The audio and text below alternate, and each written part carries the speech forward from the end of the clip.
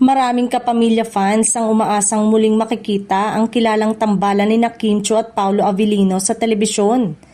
Kilala ang dalawa sa kanilang natural na chemistry sa screen na nagatid sa kanila sa ilang hit teleserye at pelikula noong nakaraan.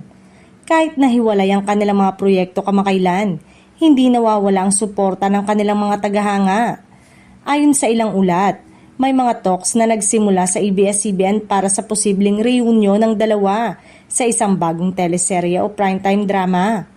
Bagamat walang opisyal na anunsyo, ipinapakita ng mga social media interactions nila na bukas pa rin sila sa ideya ng muling pagtambal.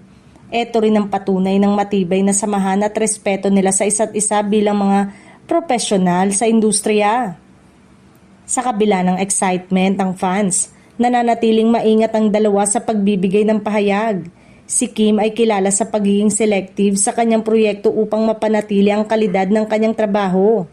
Samantalang si Paolo naman ay pinipili ang mga roles na makakapagpakita ng kanyang versatility bilang aktor. Dahil dito, maaaring abangan ang opisyal na anunsyo sa mga susunod na buwan bago makumpirma ang kanilang reunion. Maraming netizen ang nagpahayag ng kanilang excitement at suporta sa posibilidad na magkasama muli sina Kim at Paolo.